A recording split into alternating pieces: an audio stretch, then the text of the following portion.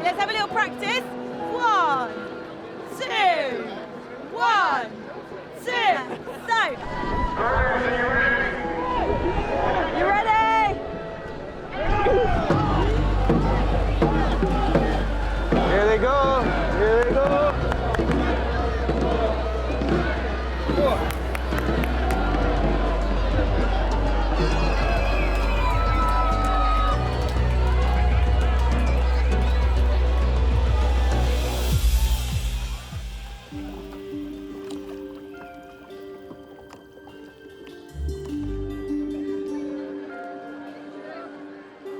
These weirdly wild and wonderful water beasts are a long way from home. Shaped and painted like the sacred creature of Chinese myth, with a dragon head prow and stylized tail for a stern. The paddles complete the picture, becoming the dragon's claws.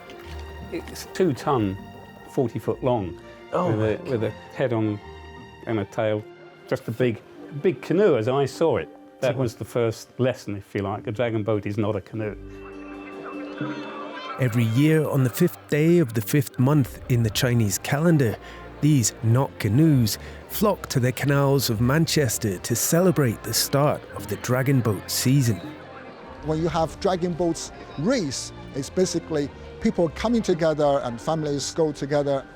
They eat, watch the dragon boats race, and then they celebrate this. This is an absolutely vital part of the dragon boat, obviously the head and the tail and the drum. I think I read somewhere that the drum was kind of like the heartbeat of the dragon. It is. Yeah. The drummer sets the rhythm, but then everyone needs to follow it. You ready?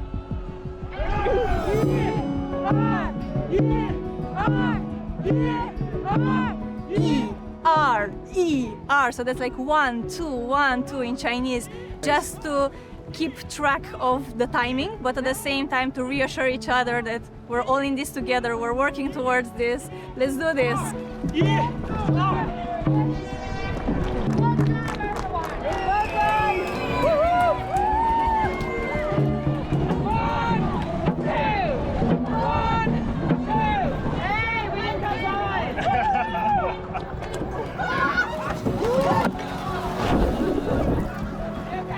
Oh my gosh. Is anyone more cuddle? It just shows you, it's not about the winning, is it? It's about getting together and doing something together and being part of something bigger than just yourself. The dragon boat race proves that you don't need to be the biggest, you don't need to be the strongest. What matters the most, I think, is the cohesion of the team. Having everyone work together for the same goal, everyone being there in sync, having the team spirit. Oh, look at these guys. Oh, they're doing it. Look how in sync they are. That's amazing. Woo! Woo! That was close. Events like this are a good chance for Westerners to get together and to learn a little bit more about Chinese culture. Maybe some people don't know the story behind the dragon boat race, but them being here, they're asking questions, they're curious about it. The curious will find our story begins in what's known as the Warring States period. Rival nations and territories tussled for control. Corruption and deception were rife. But one man stood out as a voice of reason. Qu Yuan was a very famous point, but also he was a high-ranked minister in the state of Chu. As Chu rose in power, a neighboring state called Qin grew wary, so Qin hatched a plan. Promising Chu more land if it abandoned its allies and joined them, a promise Qin never intended to keep. Qu Yuan, who was very smart and clever and knows a lot of strategy, thought, no, this must be a trick. But the king and others were blinded because they are greedy. And then the Qin army invaded the capital of Chu.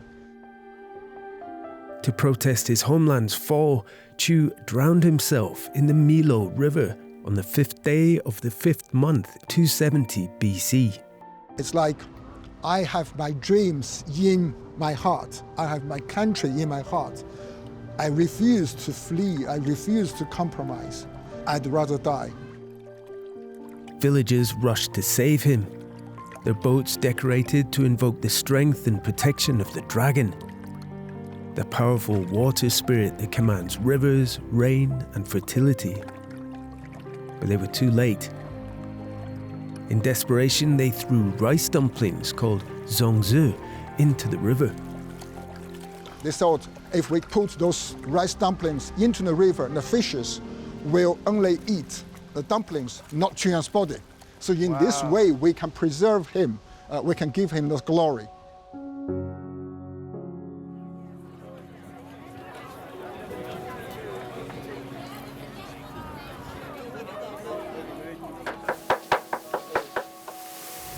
This is the famous zongzi.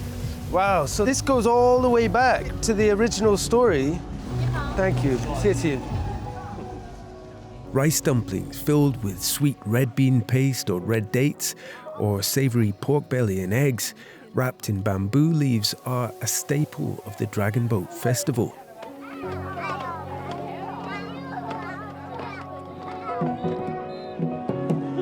Today, dragon boats still spread the story of Chu Yuan and the message of personal sacrifice. But these modern dragon boats are a far cry from the original Chinese vessels, which were meticulously handcrafted from teak, a process that can take more than 2 months.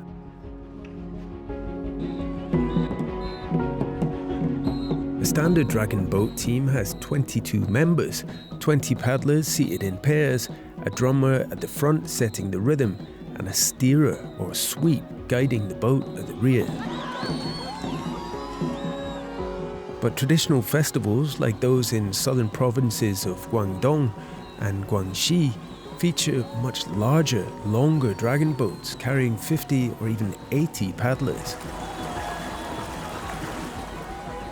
Spectacular processions that showcase local culture and community pride.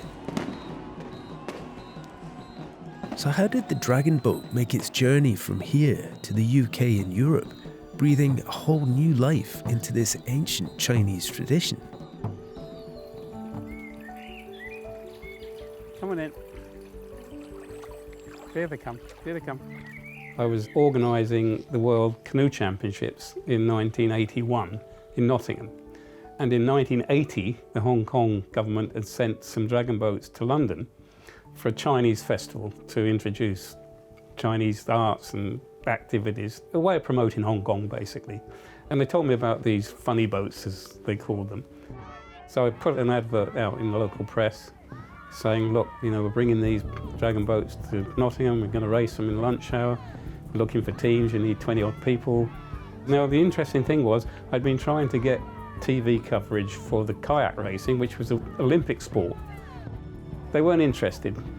Sent them the same picture of the dragon boat, said we're going to be racing these things. The phone started ringing. We raced them and we had 17 crews turn up. Wow. So that's how it started. Encouraged by the reception, Mike Haslam convinced the International Canoe Federation that this Chinese traditional watercraft had global potential. It started to spread around. First the Dutch, and then the Swedes, and then the Danes, and then the Germans. So we built up a dragon boat community in Europe through the efforts, support of Hong Kong Tourist Association. But the traditional teak dragon boats presented problems for the Europeans. They're difficult to maintain, being wood and all the rest of it. Sure. And obviously very heavy, so you know it's not feasible to move them around like you can with the fiberglass one. So that's where we started. This is the very first dragon boat, fiberglass dragon boat we built from the Blue Peter program, which is a children's program. Yeah, of course, it's iconic. Yeah, 50 years of. Yeah. This is the guy that made the boat, Chris Hare here. He was the first one to make the fiberglass boats in Europe, and say, you know, the rest is, as I say, is history. They're all over the world now. Wow. And that was almost exact replica of the original teak. That was taken from the original teak boat. Right. Yeah. This was the birth of dragon boat racing in the UK and the first step in its journey to becoming an international sport. A bit like Henley with rowing or Wimbledon with tennis. That's what we want to do. We want to develop a modern sport alongside tradition. I'll take you up to the inner sanctum, as they say. Wow, it's Aladdin's cave. Oh my God, what a treasure trove this is. Here's Chuyan, where it all started from. Wow.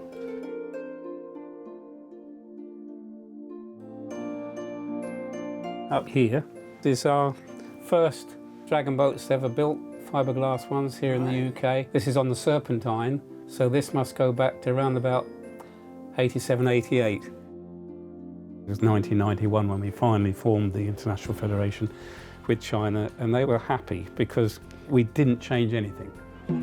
And I insisted on it. The whole shape remained the same. The drum had to be there, the steerer had to be there, the paddles had to remain the same. In other words, no technical development, because that is the dragon boat. As the momentum of dragon boat racing grew, it attracted high-profile early adopters.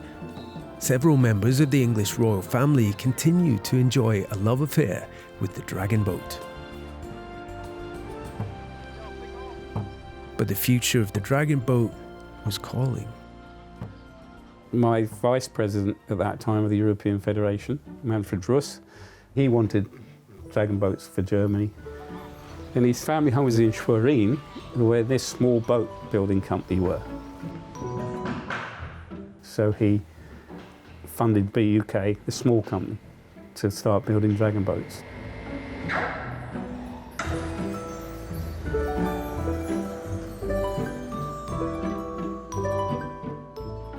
Und haben natürlich diese Idee eines Drachenbootes erst einmal belächelt.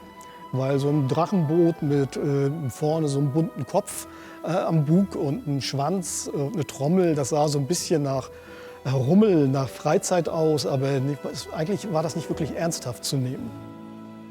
Aber der Mann, der war so intensiv und war so begeistert von seiner Idee, dass er uns letztendlich überzeugt hat und wir dann für ihn die ersten 3 Drachenboote gebaut haben.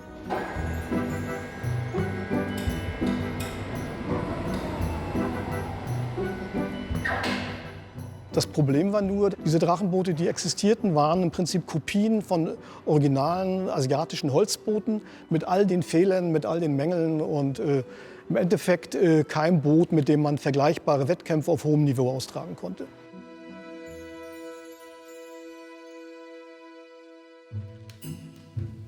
Ich habe mich damals beigesetzt und habe dann diese Daten im Prinzip aufs Reißbrett gebracht. Das ist die erste Konstruktion, die ich damals erstellt habe. Das ist eine Einschalenkonstruktion.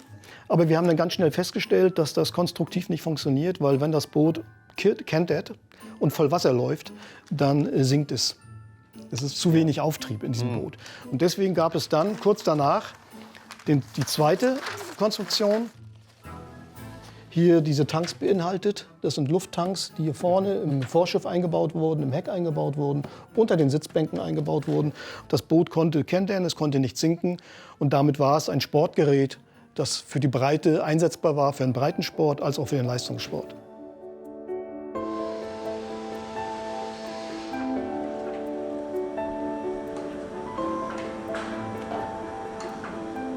This is it, a dragon being born. Wow. Das sind die Drachenboote, die demnächst auf der Weltmeisterschaft fahren werden. This is the inner shell, and this is the outer shell from the boat, and we bring the inner shell in the outer shell with gluing. Und die nächsten Schritte, die wir hier sehen, ist das Einbringen der Glasmatte, getränkt mit Polyesterharz. Is that this stuff here? Genau, das ist das Material. Die Glasfiber, die ist natürlich sehr fest und sehr steif. Und in Verbindung mit dem Polyesterharz sind wir in der Lage, ein hochstabiles, sehr festes Produkt herzustellen. Schritt für Schritt wird das Boot jetzt durchlaminiert. Und wenn es dann fertig ist, härtet das ganze Material aus.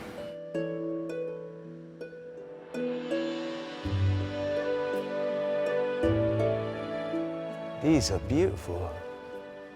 Over 30 years, the design of the BUK racing dragon boat has been continuously refined and improved, while still honouring its ancient Chinese origins.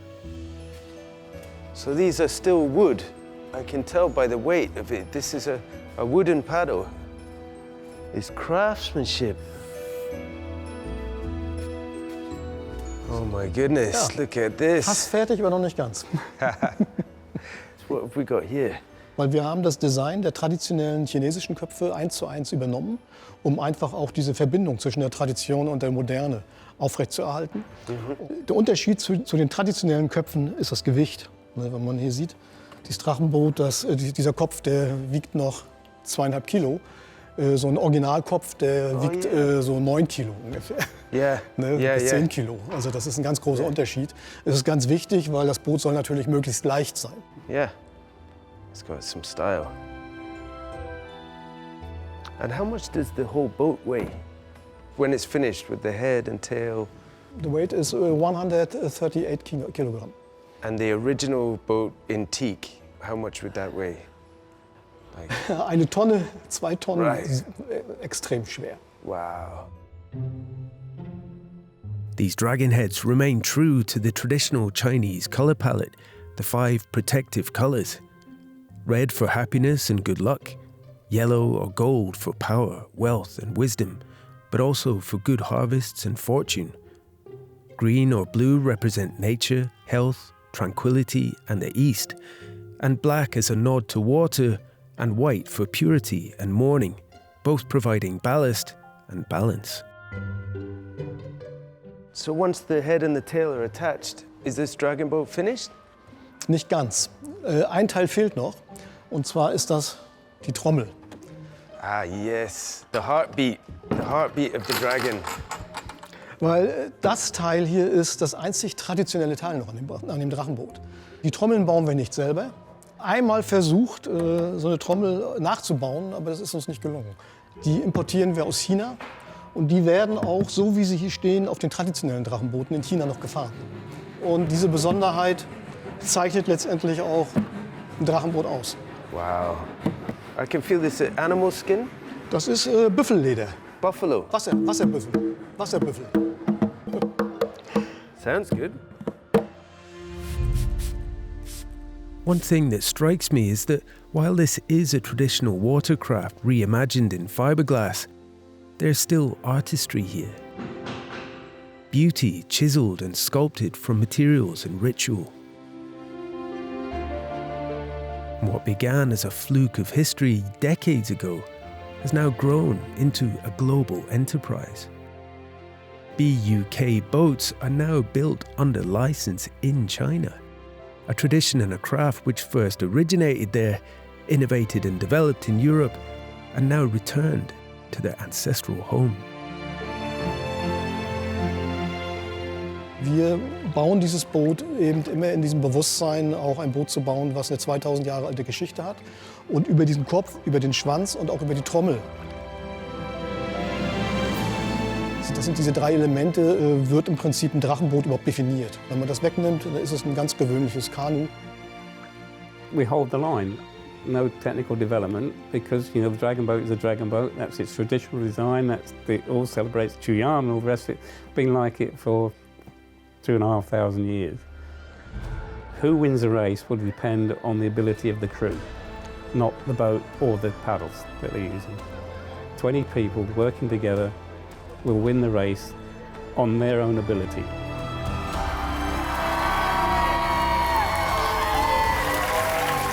The Dragon Boat World Championships. The competitive zenith of the sport.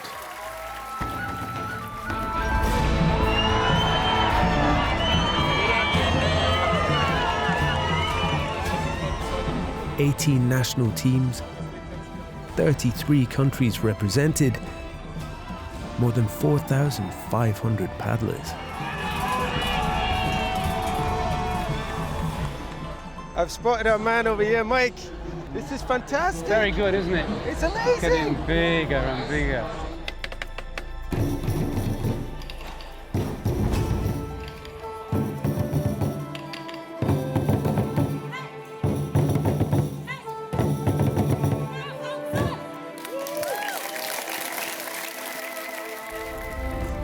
To this day, even at the highest level of competitive dragon boat racing, ancient Chinese traditions are honoured.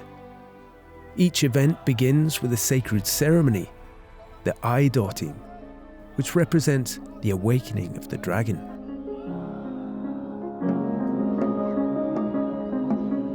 We're in quite a privileged spot because you can see the crowd there, thousands of people, but also all of the flags of the nations represented.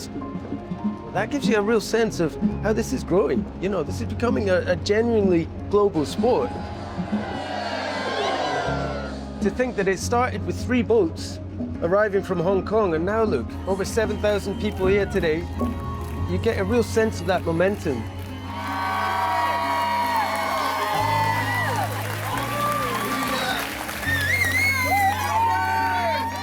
For me, it's always humbling to see how it's grown, because you start something new and you think, well, will it take off? You know, will it survive? And it has survived, and it's getting bigger. And just as the dragon boat evolved from teak to fiberglass all those years ago, could dragon boat racing be facing a new metamorphosis? My dream is that our federation will be recognized within the IOC family. So recognize our traditions, that this is a sport coming from China, and recognize our achievements.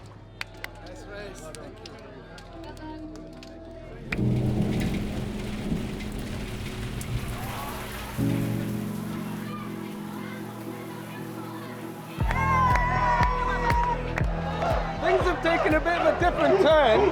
They've postponed the races for a couple of hours, and it's a bit of a carnival atmosphere, and it's brilliant. It's brilliant.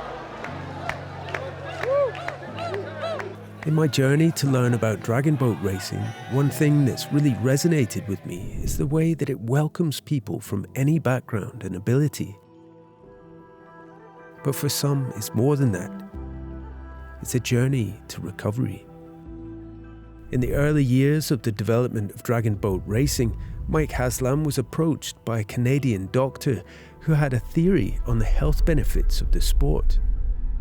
A friend of mine, Tom McKenzie, wanted to prove that exercise, physical exercise, particularly with the upper body, is not harmful in terms of breast cancer.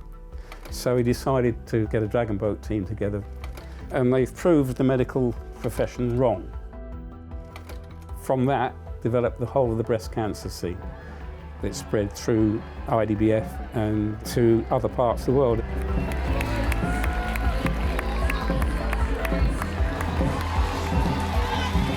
There are now more than 400 breast cancer survivor dragon boat teams made up of 20,000 paddlers. It brings tears to my eyes even talking about it. At the end of their events, they get all the boats together and they cast roses onto the water for all the girls that didn't make it. You know, it's very moving. Breast cancer survivor teams are now included in the racing format of the World Championships.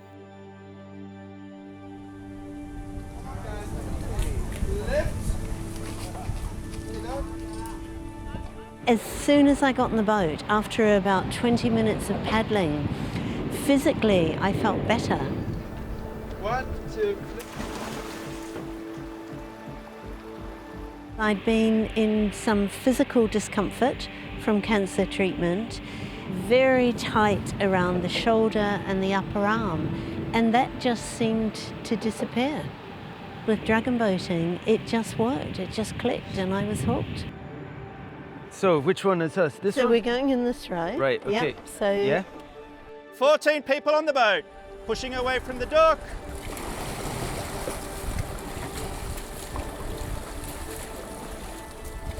So your race start, down and ready, There. going to be like this. Uh-huh. Attention, turn the blade, Uh-huh. and then when he says go, From there, so you're starting from that point. yes. So in like that, turn like that. Yeah, that's it. Okay, Down and ready. okay, Attention. turn it. Go!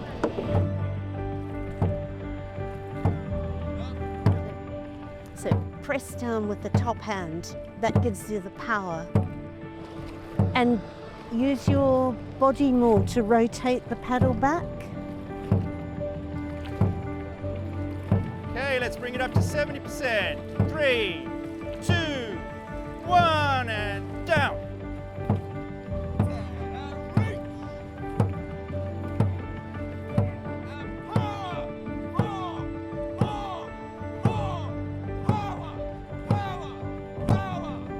And easy. Lots of splashing from the paces.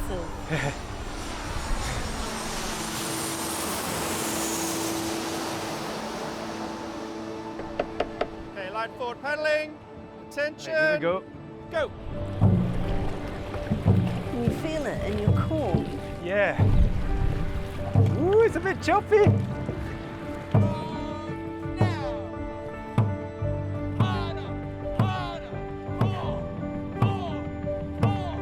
And easy.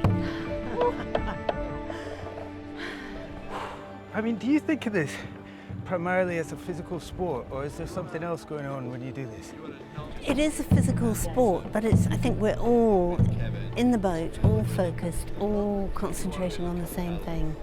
And it's just lovely. It's almost like a moving meditation when you get it right. Thank you, that was amazing. The high fives, it's all part of the sport.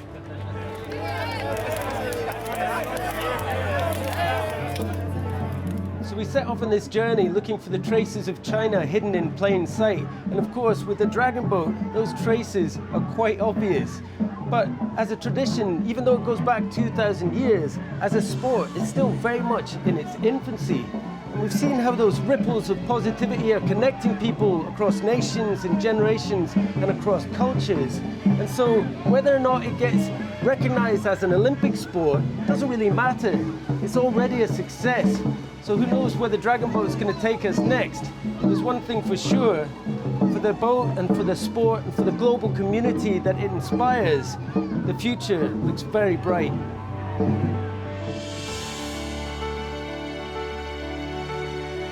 Dieses Boot zu konstruieren, das hat mir Freude gemacht.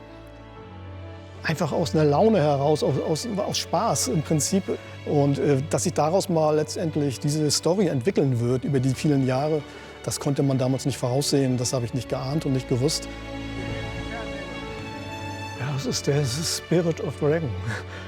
Das ist im Grunde genommen, Drachenbootsport begeistert halt die Menschen. Und begeistert von klein auf bis ins Alter.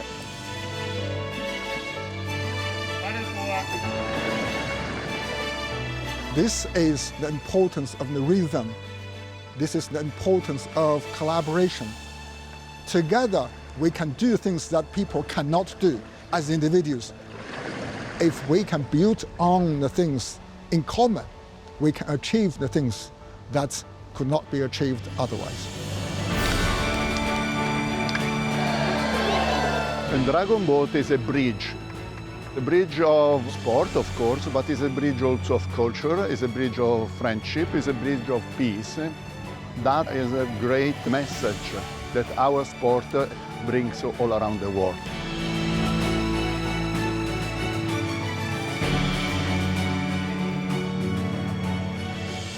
How often in life do you get an opportunity to start something new and watch it develop from such a traditional background as China? Just doesn't happen, does it? Well, it's a beautiful thing.